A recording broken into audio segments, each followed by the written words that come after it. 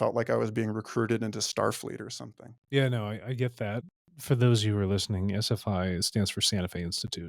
Old institution, has its history kind of broached post Manhattan Project. Some people wanted to take technology in a certain direction and others for the weaponization. So those for research and doing good sort of spun up the Santa Fe Institute, and some brilliant minds have gone there.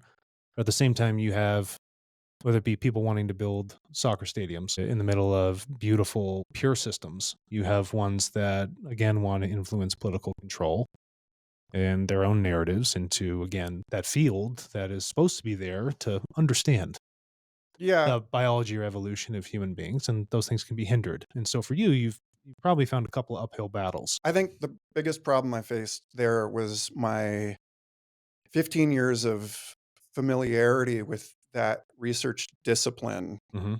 was not was not made legible to them in a way that was fit to purpose because I didn't have a PhD. Sure. And so putting me at the front of some of their flagship communications products like the social media and then later the podcast, the Complexity podcast that I started for them and ran for 106 episodes. And it became an internationally charting science show. It was doing them a lot of good because they have an international research community that Mhm. had scaled beyond its ability to remain knowable and cohesive to itself.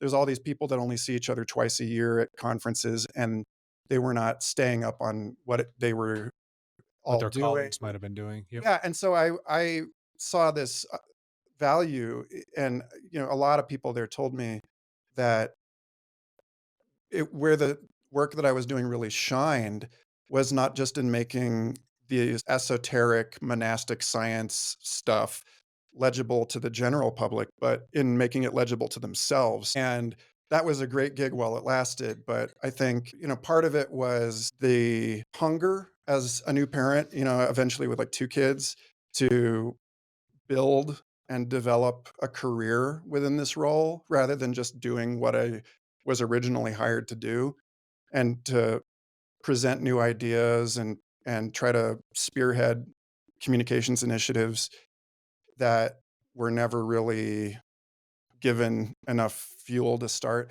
And then the other part was that I ended up being one of the most prominent members of this elite prestige oriented scientific community, But outside of the but not a scientist. And that's a huge problem for an organization that gets half of their money from NSF grants and half of their money from private donors, most of whom are in one way or another tied to the world of venture capital that's right. and are paying through the nose for prestige by association. And then you've got this guy who has no credentials, no money, no title, and he's in the middle of this. I think with total sympathy to the decisions that an institution has to make like this, it looks off for them to look. There's a cognitive dissonance between making the research accessible because that is part of the mission. This is work that can help the world, and then the fact that they are mysterious and elite and withdrawn and exclusive.